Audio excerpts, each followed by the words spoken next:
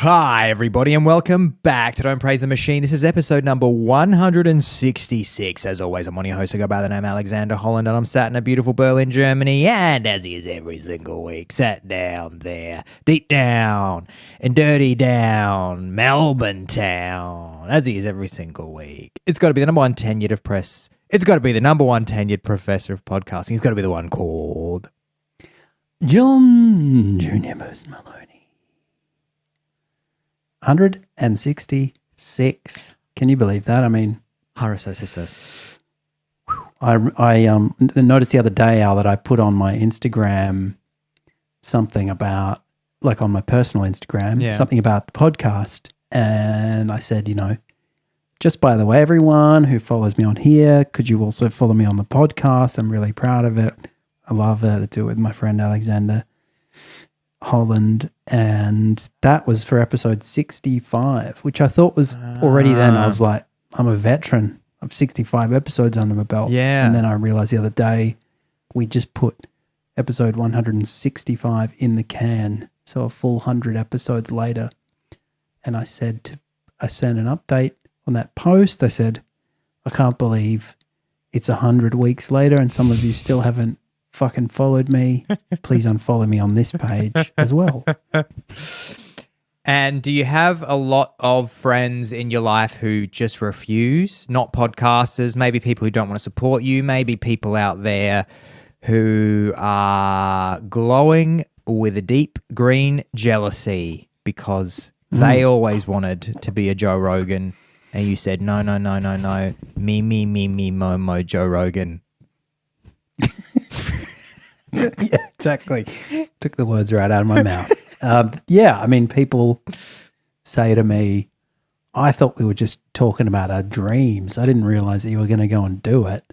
Yeah. And that's what I read between the lines that they're thinking anyway. And now they say, that's great that you're doing the podcast. And I say, your eyes are telling me that you got real deep rage about it. And that's something for you to work out. Why don't you want your friend to succeed in the world of podcasting? No, a lot of people listen. Some people don't really listen to podcasts because it's a bit of a lifestyle habit, I guess. But some of those people have recently gotten into the world of reels and extracts and live footage that we put out. Yeah. So that's been nice, actually. Some people who've kind of not really engaged with my podcast have said, I love watching the reels on TikTok or whatever. Mm. And I say, we're in our 40s. Just listen to a fucking podcast. Don't be watching me on TikTok. I can't give you an hour. I can give you 59 seconds, as is the cap. Yeah. As is the cap on YouTube Shorts, and you can you can tell everybody now as well that you're not just a podman, you're a YouTube man as well. You can tell them that you got that ZVE10 Cine 2 profile, 30 frames per second every week, coming in hot and strong with your Godox key light, making you look so beautiful, giving your skin that beautiful hue that you wish you could carry around a Godox with you all day. And just pay somebody to just carry around a Godox with an external battery all day, just giving you perfect lighting as you get on the tram. That'll be perfect. Yeah. I've got to go and do my day job under fluorescent court lights. Yeah. And I think, I don't look believable at all under this shit. I need a Godox. I need a key light.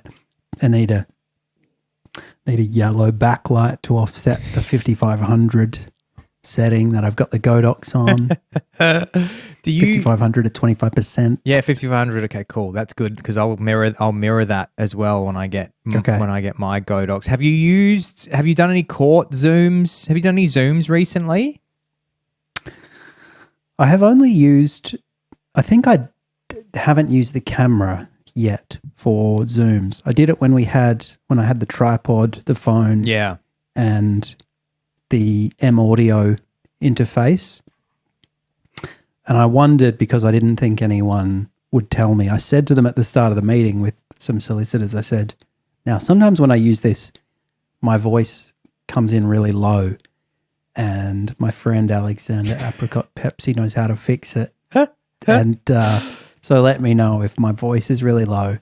But they'd never heard me speak before, so they probably just were like, well, you sound low, but how low do you normally sound? If people wouldn't know if they hadn't heard you before, because it's just a slight, when that sound card setting you have is on it, it's just a slight it's not even a semitone down. It's probably somewhere, but it just gives you a little bit more of that James L. Jones masculine touch. You already have quite naturally deep voice, which people tell me, because people say, probably helped. Oh, I'd listen to the podcast to go to sleep if it was just John talking, but there's a very shrill nasal voice that gives me nightmares and stops me from sleeping. I must also say as well, I haven't told you this yet, but good cop nasal cop. Good cop nasal cop. Yeah. It's always John going, hey everybody, and I'm so happy to be here on Don't Praise the Machine. Oh, John, fucking thanks heaps for getting on the fucking podcast today. It's been so good it's so good to have you. Hi, everybody. Welcome to Don't Praise the Machine. This is episode number 100. Thank you, everybody. This is my man, John Malone. This is number one professor podcasting, John Malone. I must say as well, the irony is that I helped you. I did all your settings and told you all the gear to buy. And everything about yours looks better than mine, and it's pissing me right off. And I need to I don't have time because you don't have a Godox? No, I think it might be the Godox, but if it's not the Godox, I don't know what it is. I set you up, and then every time I look at your thing, I'm looking at you've got much warmer tones. I'm going, what's going to happen is I'm going to have another session with you where I'm going to go, right, tell me every single setting. There's something different about yours. Tell me what settings you've got on your camera because there's something different about it. But it might something's wrong. It might, your setting, you look a proper. Just the Australia. I mean, mine looks fine. It's just cool. It's just slightly cooler somehow. Yeah, it does look a little cooler. I don't know. Maybe it's because I got maybe it's something to do with I reckon it is the Godox, actually. I think that might be the difference. Yeah. But could be just the atmosphere is different in the southern hemisphere. Different UV. It could be. Even though it's night time here. You've got different particles in the air that the light is hitting. Exactly. The photon's just a little bit more Australian down here. And I noticed also that you're wearing a polar fleece. Now, first question, I've got a couple of questions. First question is, when did you buy that polar fleece? When did you buy that polar fleece? Turn on the news, watch Kev and Chris. I bought it. Actually, a couple of listeners of ours I won't name them. I'll wait and see if they remember this story. Will remember going to South America with me in 2019, and I didn't I forgot to pack enough warm clothes, and we were going to the Atacama Desert, which gets very cold, and I think I either misplaced or forgot my jacket. Classic antics.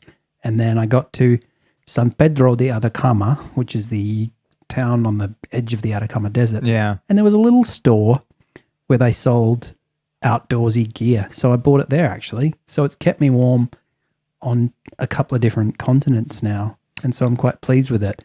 But you were saying that polar fleece is having a moment. Yeah, that's why I asked when you bought it, because I certainly wasn't a fashion choice. No. None of my choices. Few of my choices are, but I bought this one. Yeah, I bought a purple polar fleece jacket years ago because I needed to go to a Halloween party as Hank Scorpio from The Simpsons, and he wears a purple sports coat, and I couldn't find a purple sports coat, but I could find a polar fleece, and I bought it, and it was cheap. It was fucking €10 or something from some cheap store, and I didn't think I'd get any use out of it beyond the Hank Scorpio Halloween costume.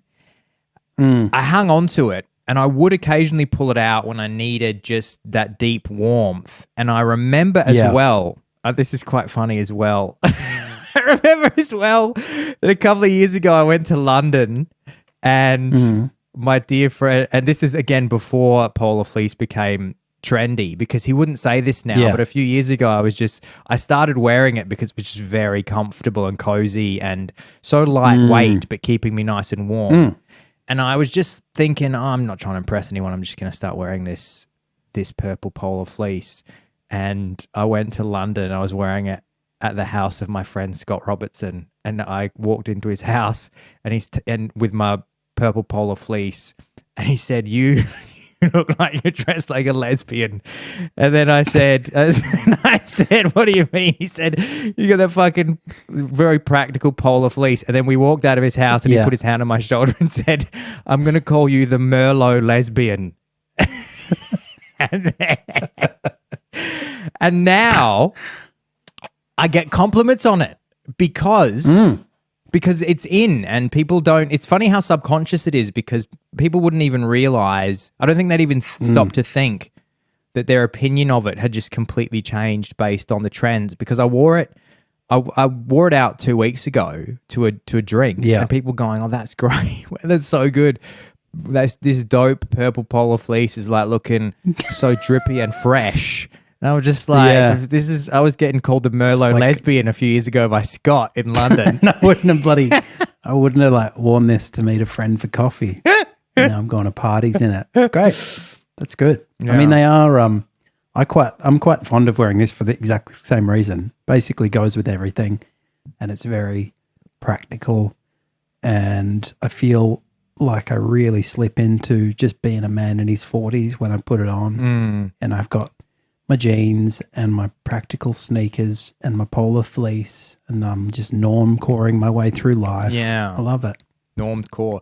How about this? What if I just let you tell everybody what's something nice about John? What if I said a slight switch on the question, was thinking of making it go, let's say you're a new person at the party. "Hey, John, I'm Alex. Nice to meet you. Hey, John, big or small, what's been one of your favorite things of today?"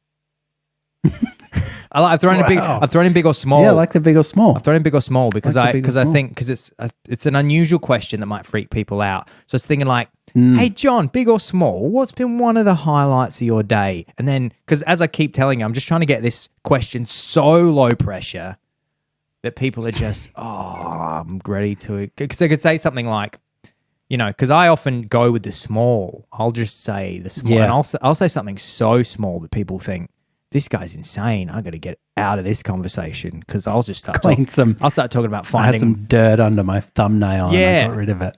Or I'll start talking about a sock that I thought was lost, my favorite sock that I found behind my bed when I was dusting, and they'll go, and I'll be thinking, this person thinks I'm an incredible conversationalist, and I'll be thinking, this guy's mad. I'm getting out of this conversation.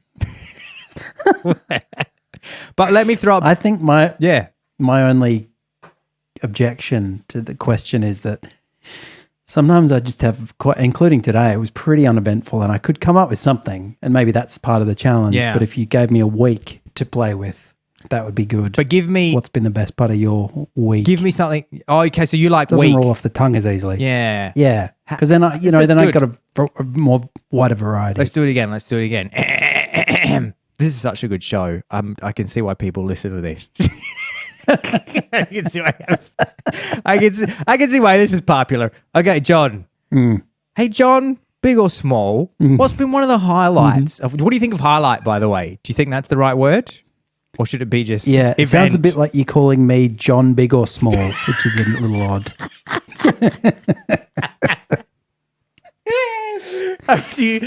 John Big or Small. you would say at the party, sorry, it's Maloney. Yeah. Oh, sorry, I thought it was John Great and Tall. I'm sorry, I misheard. I thought, I'm sorry, I've mistaken you for another John that I was introduced to recently. John Big and Small.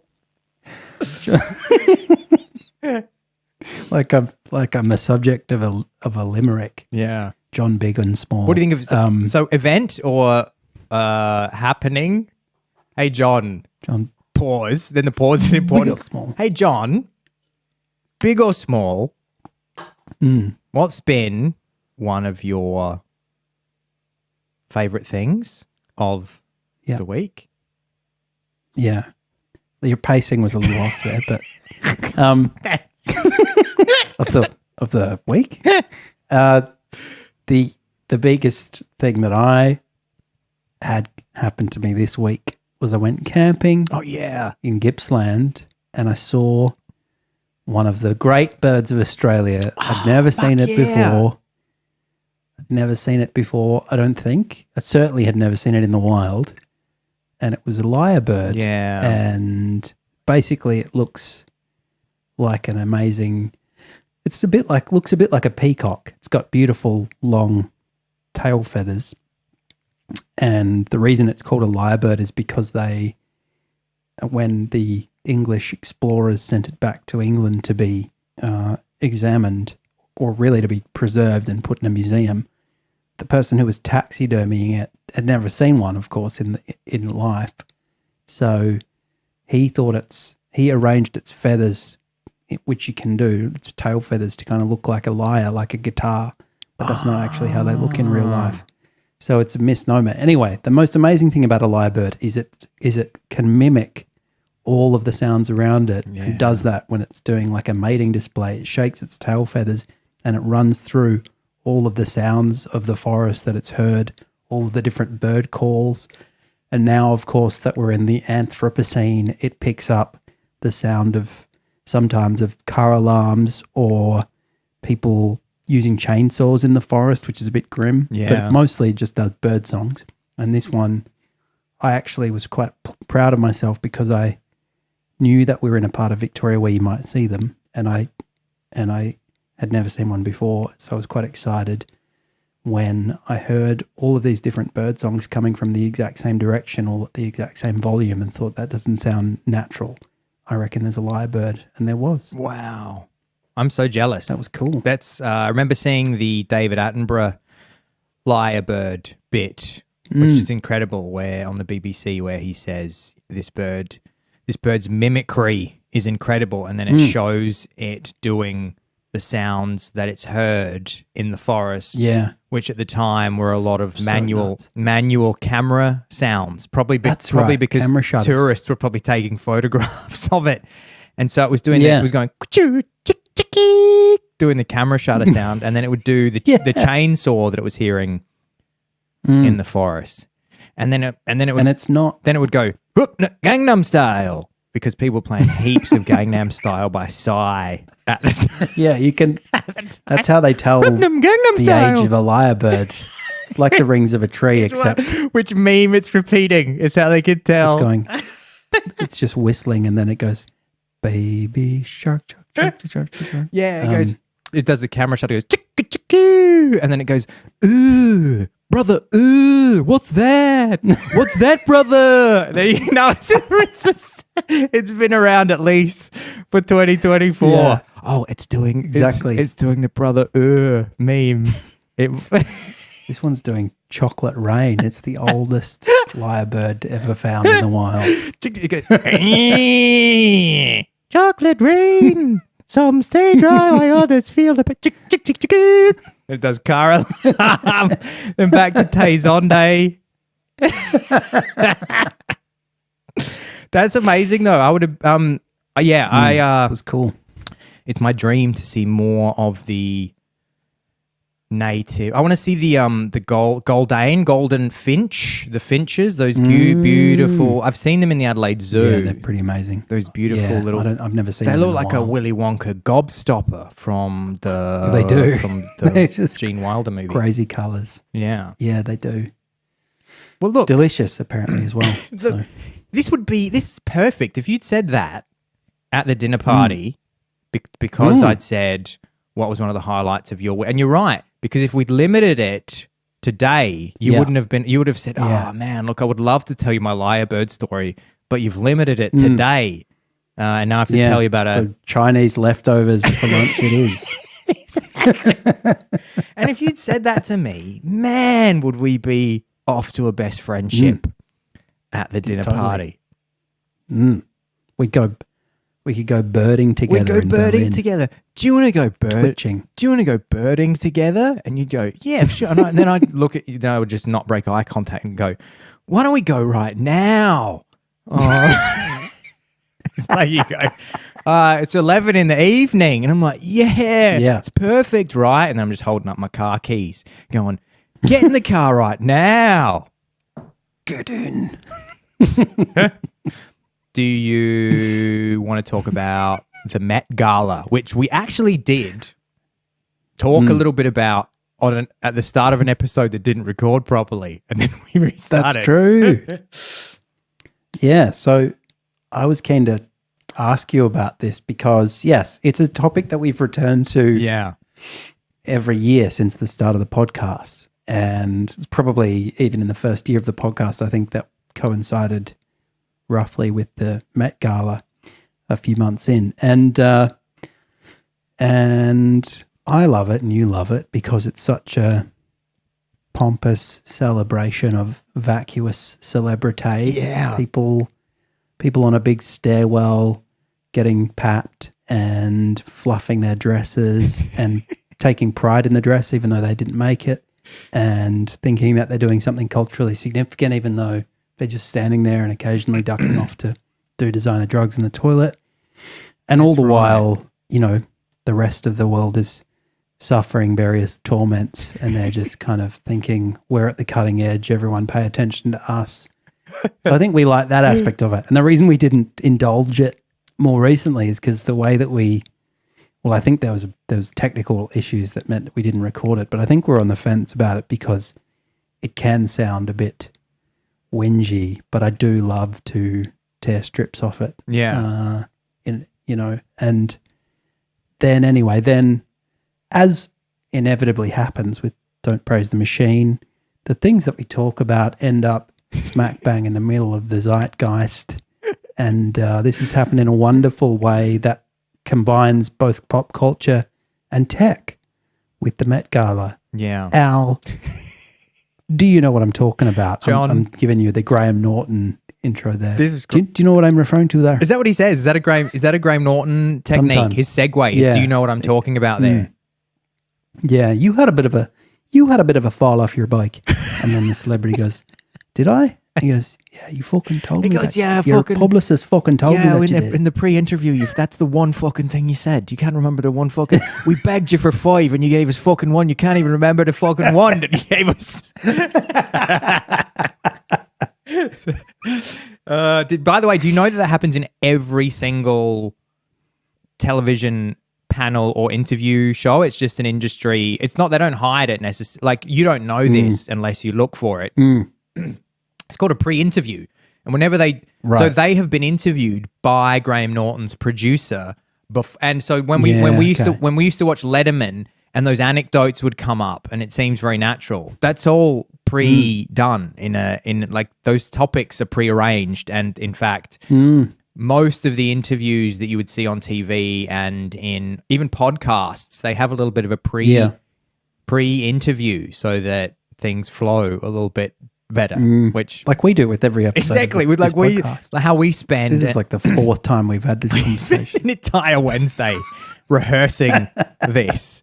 With that's sad, isn't it? Because you'd like to think, you know, particularly with those late shows, there's a bit of. I mean, there's not anymore because they're just fucking produced to the nth degree. But at least with Letterman, you kind of felt like, oh, this is a bit kind of off the wall and anything could happen. And I suppose sometimes it did, but maybe they became more risk averse because of those things over time. Yeah. I just wanted to give you a predictable package. But that's why anyone could burst through either of our doors at any moment. What you're seeing now is the one take we'll do, except for when we, as with the Met Gala story, run into technical issues. But fingers crossed that doesn't happen. I love here. that though. The Graham Norton. No, you've been. Didn't you fucking watch the Met Gala, Alex? No, you had something to say about that, didn't you? So we recorded a bit about the Met Gala a few weeks ago, and I remember saying to you, it ended up not recording properly, and we lost it. And I remember I said we're going to do the Met Gala. I said I'm going to do the Met Gala pledge, where both of us raise our hand and pledge to never ever attend the Met Gala. And then I said that, and then people won't believe that I said this because it's not recorded. But I said to you, I had a list of people that had gone to it, and I started saying to you, these are people that can all go fuck themselves. And it was like all the people that had gone to the Met Gala. And then, lo and behold, I'm on the internets this week. That's uncanny. You remember this, yeah? Tell the audience that I really did say this, because there's it did happen. Yeah. It did happen. I'd love to annoy you by saying, I don't think I remember that, but I do remember it.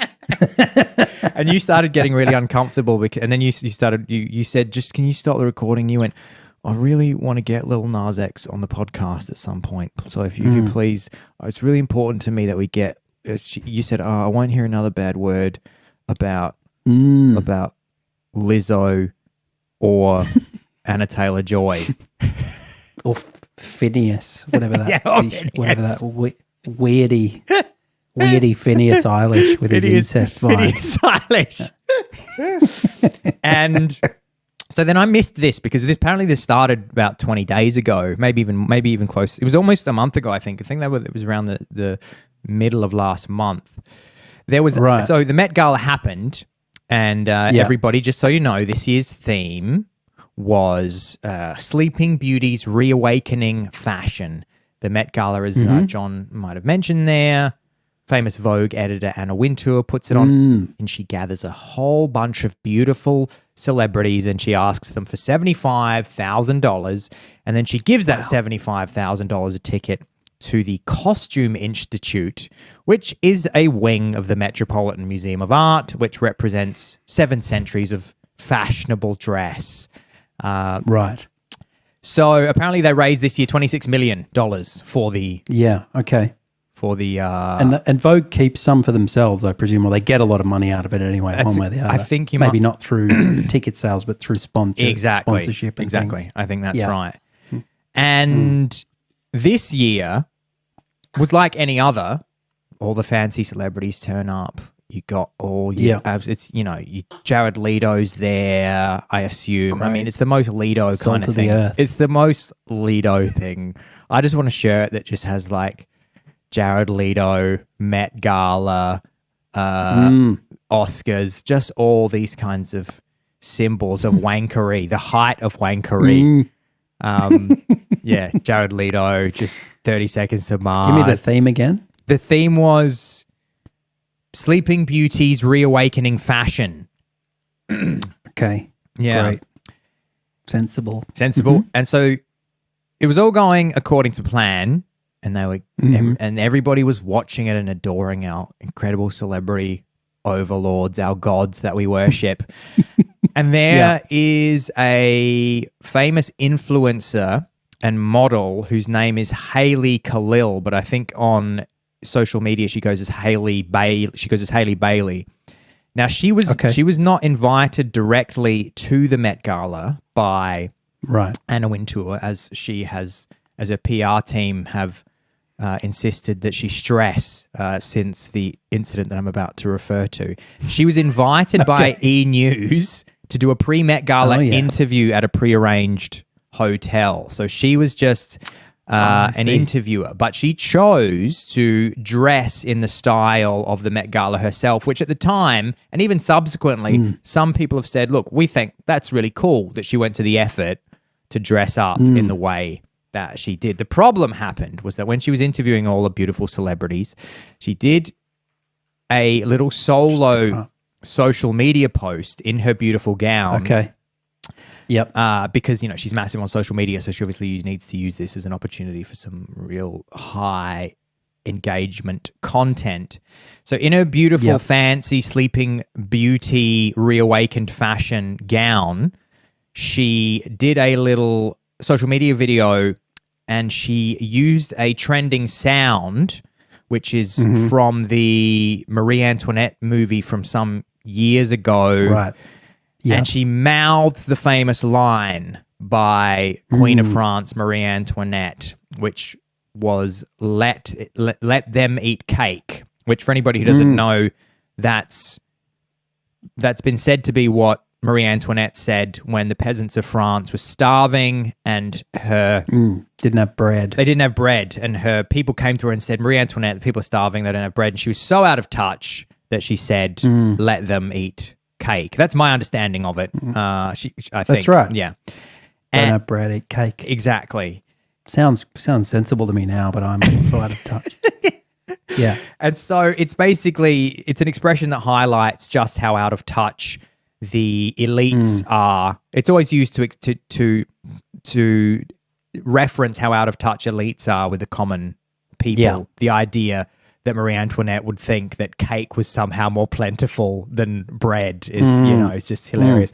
So anyway, she does this Hailey Bailey. And apparently this is the straw that broke the camel's back because she says it. She plays the sound. She mouths the sound. So the camera zooms in on her.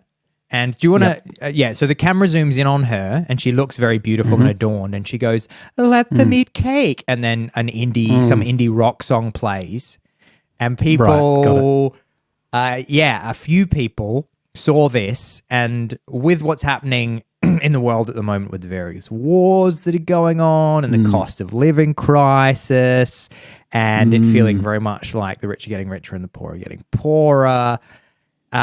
Somebody who set up a TikTok account under the name Blockout 2024 was just like, fuck these fucking cunts, and posted a video encouraging users to block anyone on social media who had attended the Met Gala ball. So basically saying, these people are only celebrities because we give them our attention, we give them our money, and now they're just turning up to this dress-up party and acting like gods, and they couldn't give a shit about us, and then one of them is just rubbing it in our face and going, let them eat cake. It's so tasteless, and we're not putting up with this anymore. It almost has echoes of the French Revolution itself. Totally. Yeah. Yeah. And so then Blockout 2024 starts trending and people are hashtagging it on TikTok.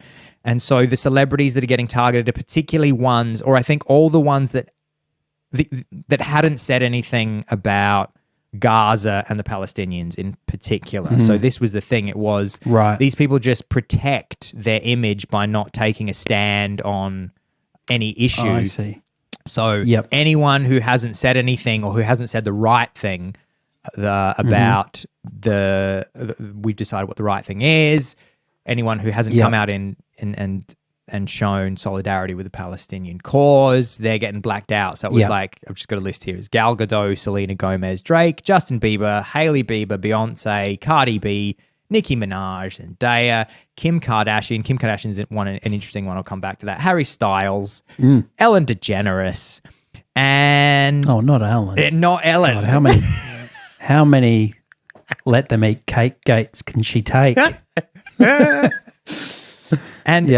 And it had, I think, or is having, it remains to be seen, but at least somewhat culturally is having an impact because it shows that these people's power it's pulled the facade back a little bit and said, these people's power comes from the attention that you give them. And all that attention these days is driven by social media. I mean, I don't follow Kim Kardashian on social media. I don't ever fucking see her. Like, she's not really in my life. No. And so if you block celebrities... Occasionally watch the sex tape. Yeah, occasionally watch the sex tape with Ray J. Also does a very good cover, a really good cover with, I think his brother is Brandy, the singer. He's the brother of Brandy, I think. Okay. Anyway, Brandy and Ray J did a really good cover version of Another Day in Paradise by Phil Collins that I want everybody... It's like the Phil Collins version, but with just way more vocal runs. So instead of she calls out to the man on the street, it's of course she calls out to the man on the street. Sir, can you help me? Check it out. Another Day in Paradise. Ray J. And she's got really wide set eyes, which I know you love. Brandy, the woman. Yeah, she's got a sort of interesting and distinctive face. I love her. Have a look. She's have a look at those wide sets. check those wide sets. Is he? Have I got that right? Is Ray J Brandy's brother? How good's my pop culture? William J. He is the younger brother of singer and actress Brandy. Good. Okay, got that right. So, Blockout 2024 2024. It really fucks with the reach of the celebrities because they make all their money from being able to shill you products and whatnot from their social media accounts. So if you block them, then those messages can't get to you. And also, you sent me a great kind of breakdown a few days ago from someone who I think was a fashion person. They were quite junior maybe, but they'd worked kind of adjacent to events like that before. And she was explaining the kind of business side of it and how clinical sponsors are with, and advertisers are with the kind of, here's the kind of numbers that we're getting. Here's why it's, number one for this and that. And therefore, here's why you should put all your advertising budget into this event. And obviously they're going to be very, very kind of spooked by anything like this. Exactly. Which just means that the event therefore loses a lot of money. Vogue loses a lot of money. Exactly. And she was also saying Vogue is increasingly reliant on events like this because, traditional media is kind of on the way out. People aren't buying hard copies of Vogue magazine the way they used to. So they rely on this kind of bullshit, once in a year events to kind of keep their budget going. Yeah. So it could have real interesting knock-on effects. Well, it's made me wonder if the event will take place next year, and if it does, if it will take place more in secret, like a kind of Bilderberg group meeting where rather than these, because it's this funny thing, isn't it, where it's almost like the celebrities are flying a little bit too close to the sun because they have this incredible opulence and they've chosen as to be celebrities to be very public with it. They're not like secret elites. They're very public elites, which makes them a very obvious target when the tides begin to they'll be the first ones that the pitchfork mobs will come for when there is a movement that says, we're not having this anymore. It's not going to be all the secret billionaires who you never know anything about. It's going to be Jared Leto. What a shame. Yeah, it's not going to be the Koch brothers. It's going to be the Litos. Yeah, exactly. The teens do not know who the Koch brothers are. No, exactly. And they'll be like, come at me. I'm living in a underground fortress in New Zealand with my private army. So give it a shot. But it'll be... Yeah, it's interesting, isn't it? I mean, I'm really hoping that the synchronicity with the French Revolution will continue and we're going to start to really see, there'll be like a storming of the Met the way that there was a storming of the Bastille. Yeah. I'd love to see that. I'd love to see people just streaming in through the doors of the Met while all the celebs are on the carpet. Yeah. And disrupting the broadcast and throwing shit at the cameras and like a whole bunch of TikTokers and Twitchers gathering to discuss the movement on a clay tennis court before they dash in. Exactly. They're going to dash into the Met Gala ball with muddied clay tennis court shoes from their meeting. That's right. But it's we're both trying to cast our minds back to Mr. Murphy's history. Exactly. Class, I think we've done pretty. What did you have? The storming of the Bastille, the tennis court oath. Yeah, that's right. I think we've done pretty well there. We seem very learned. I remember that painting. Not such a terrible teacher after all. I remember that painting of them on the tennis court. Yeah, that's right. So it's really interesting. And one of the reasons that I love this, there's several. One of the reasons that I love this is that it reveals, or rather it promotes something that I'm always banging on a little bit about, which is that we shouldn't judge people based on all of these more contemporary intersectionality points, and we should focus more on class. So this didn't care about whether or not somebody was gay, whether or not they were trans, whether they were black, whether they were Asian, whether they were Native American, which are often people that are, I think, protected because there's this narrative that the world is much more simple in the sense that there's this kind of like powerful people who are this particular race and nobody else can do any wrong. And this was just like, no, actually, that's not the metric by which we should be judging people. If somebody's at the Met Gala, they're elite. And so they just were like, yeah, we don't give a shit. It's like, Lizzo, we're coming after you. Even though I think Lizzo's since come out and sort of begged people to forgive her because she's like, you know. I didn't even want to go. I didn't want to go. Yeah, like that, like Drake. It's just everybody. Bieber, Kardashian, Nicki Minaj, Cardi B, Beyonce, like Taylor Swift, all these people that normally nobody ever touches. T-Swizzle. Yeah. What are people saying? Do you know anything about the celebs? Are they going like, you're right, this is in poor taste and I'll never go again? Are they going like, that's just a bit of noise, I'm going to ignore it? I think Lizzo came out and did that. The Hailey Bailey, the person, she's been the most, she's been the most contrite. Is that the right word, John? Is contrite? Yeah. She also because she's got the least amount of power in this whole thing. She wasn't invited. She is just purely an influencer. She came out straight away with a classic teary apology, and her apology's kind of quite odd because she sort of begs people to forgive her and says, I'm not elite. I don't know why you're doing this to me. I'm not elite. Which is very weird because she clearly is. And even if she wasn't, then like, why are you going to the Met Gala and propping up people that are elite? Like, that's such a weird thing to say, to be like, I'm not like these people. Why are you saying I'm like these? I'm not like them.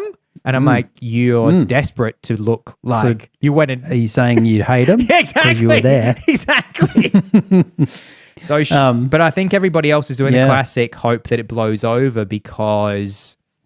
Yeah. Otherwise, it's like this house of cards, isn't it? I mean, I think all the celebrities are kind of desperate for it to blow over because if the thread gets pulled on, then it's a kind of emperor has no clothes kind of situation where this celebrity mystique, which is just all a construct that's quite fragile at base. You know, if somebody comes out and goes, oh yeah, I'm sorry that I went to the Met Gala, and then the crowd will go, well, you can't go again. And then they'll go, yeah, I guess I probably shouldn't go again. And then it's like, yeah, and you probably shouldn't do a whole bunch of other shit that you do as well. And they're like, why are you guys going to like, you know, massive after parties that no one is allowed access to after your awards shows? And why are you doing these kind of private jet press junkets for all of your dumb movies? Yeah, or all this stuff? Why do you have so much money? Give us some. Why don't you give us some?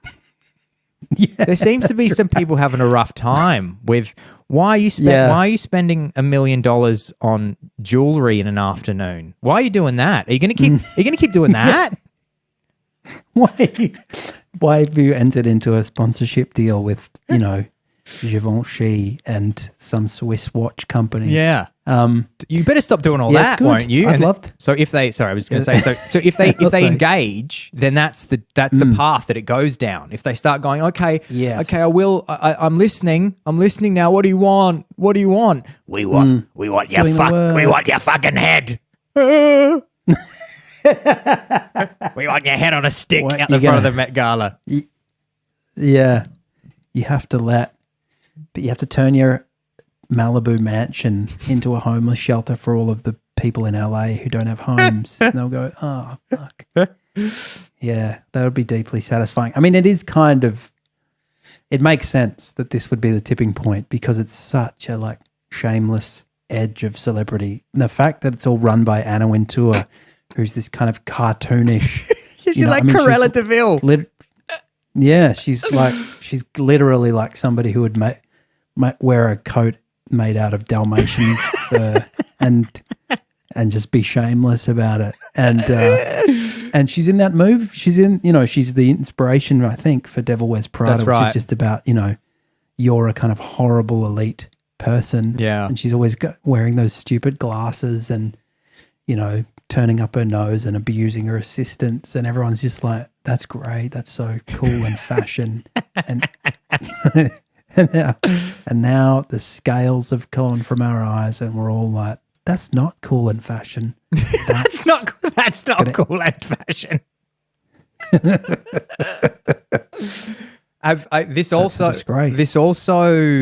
This also revealed something else to me that I was not aware of, which I wanted to talk to you about, which I think you'll find very interesting. When I was reading about this, I was reading that the blocking, I think people had both blocked and perhaps, I think people had unfriended or unfollowed and blocked people like Kim Kardashian, or whatever had happened with the block. Maybe if you block somebody, it removes you as a follower from their account. And Kim Kardashian started losing, like, I think hundreds of thousands of Instagram followers, potentially more. It might have even been a couple million. I'll have to triple check. But Kim Kardashian, the Kardashians were a particular target of this campaign because they represent all of this, essentially. They're like this kind of sickness of pure capitalism gone wrong in the social media age. And so people were saying, don't just block Kim, block the kids. Don't be getting any shit from any Kardashian. And then a few videos that I saw said that Kim Kardashian was so desperate because her followers started dropping on Instagram that she started buying back hundreds of thousands of followers to prop up her account. And I thought to myself, is that really true? Because that seems like such an obvious, desperate, fake move. And then when I looked into it, I realized that this is just commonplace for celebrities to buy Instagram followers. And it's not even a thing that's like, that's addressed, or that they're held, that they're not held to account. So there's lots of websites you can go to that do audits on social media followers. For anyone that doesn't know, there are companies all over the world, often I think based in India, maybe China, that are able to create fake accounts on Instagram and Twitter, and then you pay that organization a certain fee, and they sell you a certain amount of followers. They're able to use their software and their technology to give you, to prop up your follower numbers, even though it's not a real person, it's just a fake account. And so I'll just send you the link here, John, to one of these watching websites. You'll just be stunned at how normal this is and how these people are just not held to a, like the idea that I can't believe that buying fake followers on Instagram is not a death sentence for celebrities. And apparently it's absolutely not, because Kim Kardashian starts losing followers because of this block out, and her team just starts buying them back, which is just crazy. God. So if you have a look here, John. This is wild. So the top 5, for example. Yeah. Or I'll give you the top 10, actually. Kylie Jenner, no surprises there. You'd put her in, and then the next one is Kendall Jenner. Yeah. And then Blake Lively, Justin Bieber, Rihanna. Now those are the top 5. So I'll give you a sense of what we're talking about. Kylie Jenner has 223.5 million followers. Yeah. And they're saying the engagement rate is 3.5%. Yeah. Percentage of suspicious accounts, 28.5%. Yeah. Percentage of fake followers, 40%. Yeah. So this is fasthosts.co.uk, and according to them, and I've looked this up on a number of websites, according to them, the amount of followers on Kylie Jenner's account, the amount of fake followers is 40%, that they may have bought 40% of a 223.5 million followers. Isn't that scandalous? How is that not a thing that people are just holding her to account for? God. And then they're saying possibly on top of that, I guess, there's another 28% who are possibly suspicious, which would mean, if I'm interpreting that correctly, that a solid majority of her followers are just fake. And you're talking about like in the hundreds of millions. Yeah. And she's just like, well, what are you going to do? And I guess the logic of that, aside from, I don't know, whatever kind of benefits she gets as a result of, but you would think advertisers are savvy enough to know that if this website does, but at least for her average followers, they go, well, I'm going to jump on the bandwagon because it looks like everyone else has. And in the sheep-like way of celebrity worship, having followers gets you more followers. It's a status metric. So if the amount of Instagram followers you have is a correlation to your status in celebrity world. So if your Instagram followers are going up, then you're going up in status. Yeah. And if they're going down, then you're going down in status. So it's weird. It's not even necessarily about actually being able to reach people. It's about being able to reach real individuals with your social media posts. It's about being able to hold that number up and go, look at me, look at my social score compared to everybody else's. So when which I've just bought. Yeah, exactly. The top 10, just so you can know, everybody, if you follow these people, they buy fake followers. This is from number 1 down: Kylie Jenner, Kendall Jenner, Blake Lively, Justin Bieber, Rihanna, Zayn Malik, Kim Kardashian, LeBron James, Kourtney Kardashian, Bad Bunny. That's the top 10. And yeah, Kim Kardashian, they're claiming that she has 25.6% suspicious account, 34% fake accounts following her. Wow. Now, I'm too old to know who Bad Bunny is, but what I can tell you is that any time a story like this comes out, Bad Bunny's in the mix. I'm gonna send you some Bad Bunny music. Okay. He is I think he's Puerto Rican. He's a Puerto Rican music, Spanish language pop star. And he would have also, he's also a big Met Gala. So it's funny, there's a very strong correlation between people who are on the blockout list and people who buy followers on Instagram. People who buy followers on Instagram and who were at the Met Gala. It's all using real money. Hollywood business people. Yeah. Inside business people. Isn't that crazy? We should just buy followers. Well, I was going to say to everyone who's watching and listening, if you, in the wake of this episode, notice some rapid and inexplicable changes in our metrics, then you can just put it down to the fact that this was a really good episode and we got a lot of fresh attention after this. Yeah. But yeah, why don't we do that? Why doesn't everyone do that? Here, I've just sent you a link, John. This all comes up on Google. You just Google buy Instagram followers. So you can get 10 followers for 90 cents. But right now there's an 81% discount on instafollowers.co. We can get 250 followers for $4.25. Be silly not to. You're making money. Of course, the issue is that well, this is the thing. I thought that this just meant that people would see that you'd done this and they'd go, "Oh, you're a scumbag. You can't be trusted. So fuck you." But in wacko celebrity, like I would never buy fake followers to prop up a social media account, and it just seems like maybe if I was in an Andy Elliott situation, there was a gun, somebody was going to kill my whole family. And they said, unless you sold a Kia, unless you bought 250, you can get 250 followers. That's gonna like double our Instagram account, John, for $5. Come on, yeah, give them 10 and see what happens. Yeah, just empty out our savings for fake followers, John. That's everything.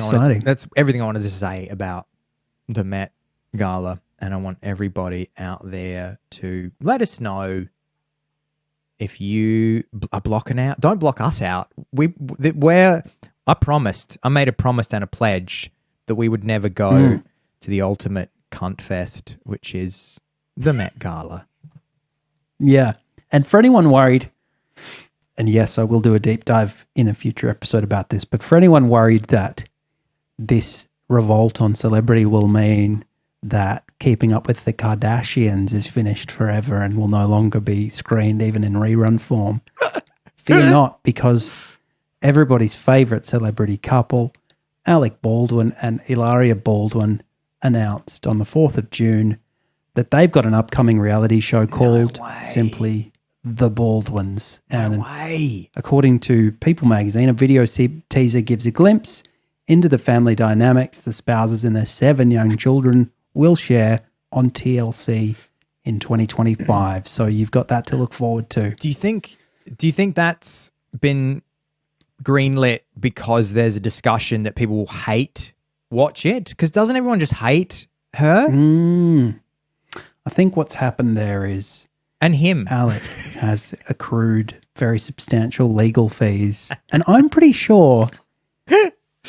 Look, it may not have come from us, this idea. I'm going to go back and listen to the last time we talked about the Baldwins on the show, because I'm pretty sure one of us, I think it might have been you, said something about they're going to resort to having a reality show in their house because they'll run out of money. Wow. And that is exactly what has occurred, I suspect. And I just can't imagine that Alec, who clearly hates like being papped, he like literally punches people for sticking a camera in his face. I feel like by now he probably hates her as well.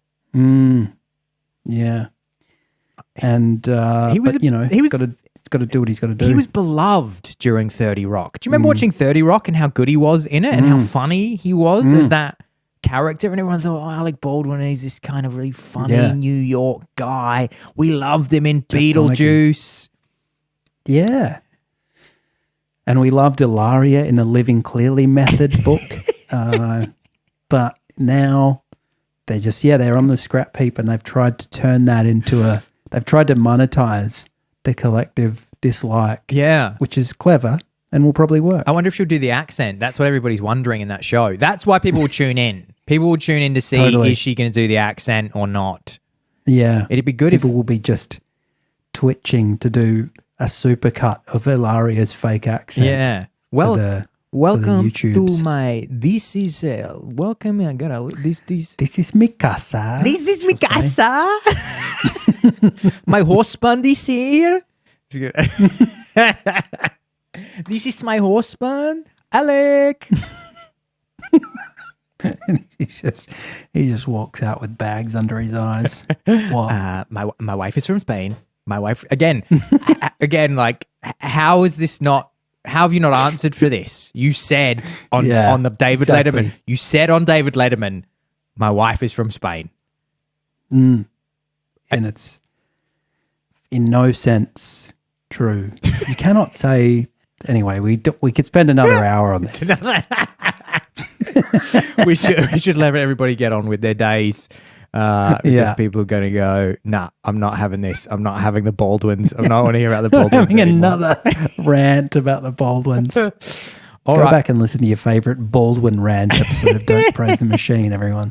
Yeah, John, I'm going to Tunisia right now. I'm going with my friend Scott Robertson. I'm going to go on a flight because I'm a real go and hang out in the ruins of Carthage. My favorite, the Phoenicians. It's one of my absolute favorite empires. So I'm getting over there just to hang out down there. Yeah, and I'm going to spend a couple of days in Tunis, and then we're going to a little beach town as well. So I got to do that. John, what are you going to do with your Thursday night?